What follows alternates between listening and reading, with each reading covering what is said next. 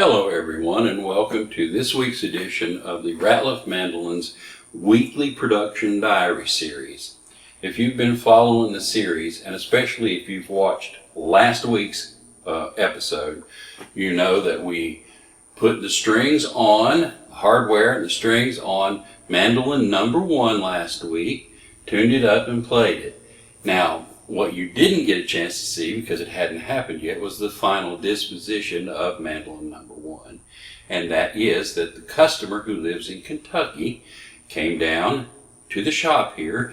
We had a wonderful visit, and he picked his mandolin up and took it back home. He's happy with the mandolin, I'm happy, and that's the end of Mandolin number 1.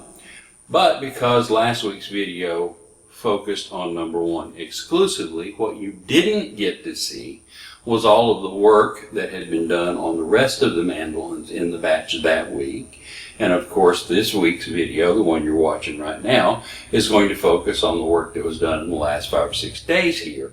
So I thought that this would be a really good time just simply to have an update on each individual mandolin so you could see where it's at in its stage of construction. Now, number 1, of course, is already gone, as you know.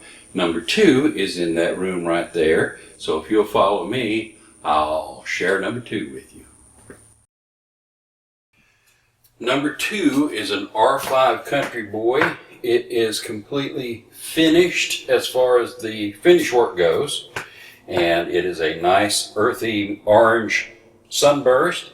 It actually has added binding around the peg head, and it is simply here in the curing stage, awaiting me to get off my lazy butt and put the strings on it and move it on down the road. So that's number 2. Now I'm going to move the camera here real quick so that you can see number 3, 4, and 5.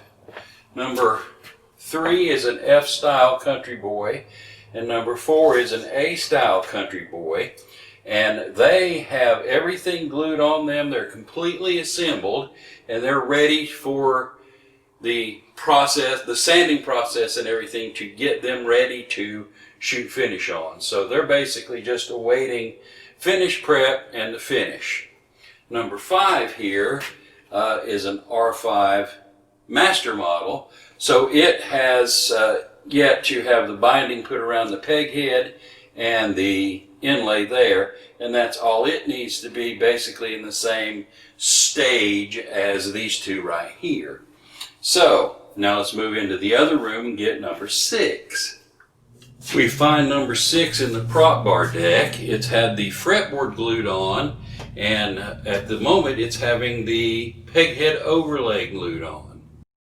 Number 7, a very pretty little A-style with some awfully nice curly wood in the neck and in the back. It does not have the fretboard extender or the truss rod installed, although the fretboard is ready to glue on. So that's where that mandolin is at. Number 8 has managed to leapfrog itself pretty much to the head of the line. It's an F-style Country Boy with tortoise binding, extremely curly back, sides and neck wood. It's slightly a little more yellow and not quite as dark as number 2. And so I think this one will probably be the next one that I put strings on. And that's mandolin number 8. Numbers 9 and 10 are in about the same stage of construction as number 7. Their fretboards are ready to glue on. They just don't have the fretboard extender nor the truss rod installed as of yet. And finally, number 11 is in the fretboard gluing jig, having its fretboard glued on. It does not have the peg head overlay glued as of yet, and so of course it does not have the binding that goes around the peg head nor the inlay put in, because mandolin number 11 is indeed a master model with 3-ply binding all over the body. So that's where we're at, and now you know exactly how far along each and every mandolin is in its stage of construction.